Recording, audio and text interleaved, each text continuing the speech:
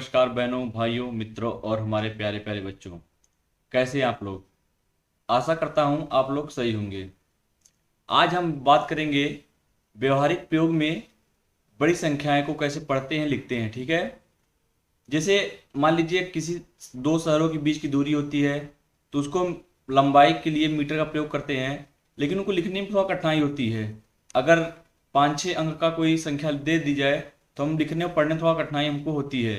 या कोई वजन अगर ट्रिलियन में या मतलब टन में जोखा जाए तब भी हमको दिक्कत होती है। या द्रव्य हो गया लीटर में, जब हम बड़े बड़े बर्तनों में नापते हैं इसको, तो हमको दिक्कत होती है बड़ी संख्याएं पढ़ने में और लिखने में। कैसे हम इनको पढ़ सकते हैं, कैसे लिख सकते हैं, कहाँ कामा लगता है, ये सब आज हमको आपको बताएंगे।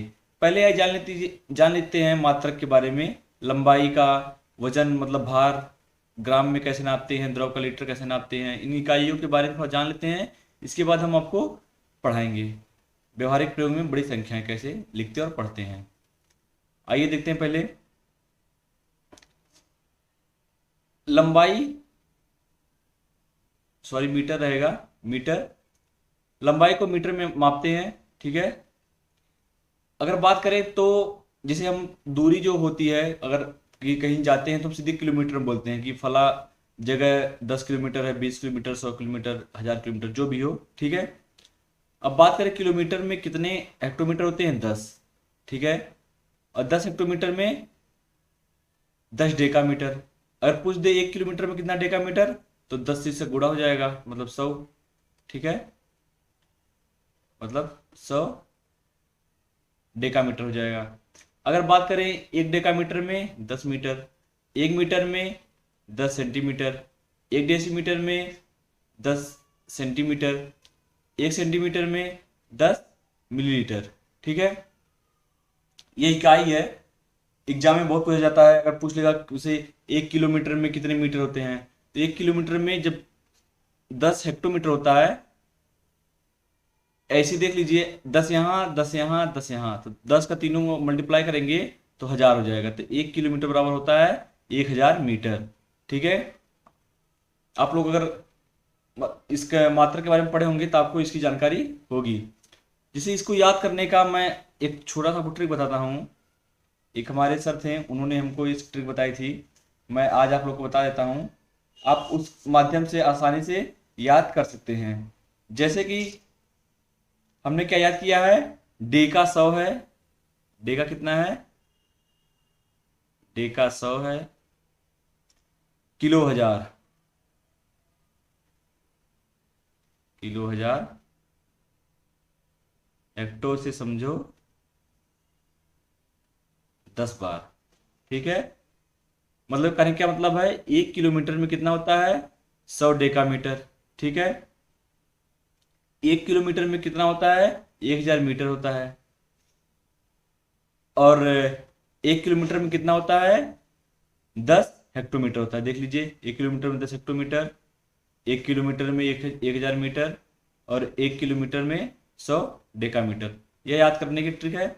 ऐसे ही जिसे हम लंबाई पर नापते हैं, ऐसे से हम लीटर में नापते हैं। ऐसे ही वो भी होता है, 1 किलोलीटर बराबर 10 हेक्टोलीटर, 1 हेक्टोलीटर बराबर 10 डेका लीटर।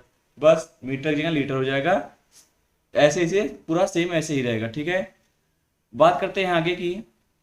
तो छोटी इकाइयाँ कुछ होती हैं जो हम कपड़ा नापते समय या कुछ घर में कि कोई दीवार नापते समय, कुछ नापते समय छोटी इकाइयों का प्रयोग करते हैं। अगर हम दूरी की प्रयोग ना करें तो उनके लिए क्या होता है? जैसे 1 इंच में क्या होता है? 12 लाइन होती हैं। 1 फुट में कितना होता है? 12 इंच होता है। 1 गज में 3 फुट। ठीक है।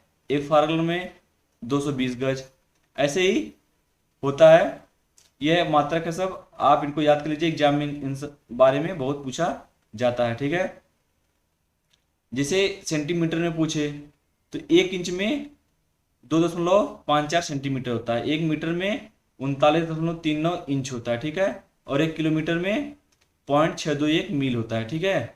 और 1 मील में लगभग वही 1.6 किलोमीटर करीब होता है। ये सब मात्रक हैं, एग्जाम में बहुत पूछे जाते हैं, आप इनको याद कर लें। और व्यवहारिक ज्ञान के लिए भी सही है। कभी कभी कोई पूछ लेता है 1 गज में कितना फुट होता है, तो 3 फुट होता है। ठीक है। ऐसे ही है, 1 फुट में 12 इंच, ये सब हमारे व्यवहारिक में बहुत प्रयोग होता है। आगे देखते हैं। अब देखते हैं बड़ी संख्याओं को कैसे लिखा और पढ़ा जाता है। ठीक है, सिर्फ बड़ी संख्या पढ़ने लिखने में सहायता, जैसे मान लीजिए कि शहर की जनसंख्या हमको ज्ञात करनी है। जनसंख्या ज्ञात करने के लिए भी हमको बहुत बड़े बड़े अंकों का प्रयोग करना पड़ता है। जैसे मान लीजिए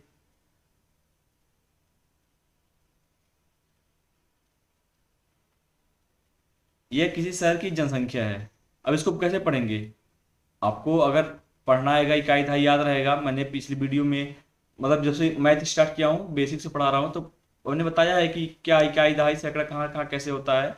आप वैसे पढ़ेंगे, लेकिन कभी कभी हम तेजी से पढ़ने के लिए तो ऐसे क्या करेंगे नहीं कि इकाई दहाई सैकड़ा हजार 10,000 लाख 10 लाख करोड़ बोलेंगे 1 करोड़, ऐसे तो करेंगे नहीं। तो बीच बीच में कामा का प्रयोग किया जाता है। ठीक है, अंकों को पढ़ने लिखने के लिए कामा का प्रयोग किया जाता है। देखो अल्प विराम का प्रयोग किया जाता है।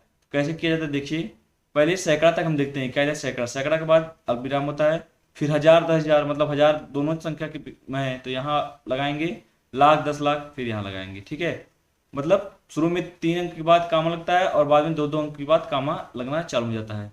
तो डायरेक्ट पढ़ लेंगे, हमको पता है 3 अंक जब कामा होता है तो सैकड़ा होता है, जब 2 अंक हजार फिर लाख फिर करोड़ आ जाएगा। सीधा पढ़ लेंगे 1,23,46,911। ठीक है, ऐसे ही जिसे लिखा है ये, अगर ये लिखा हो फटाफट कामा लगाओ, बस 26,78,911। पढ़ने में आसानी है। कोई भी संख्या हो, मान लीजिए यही हो,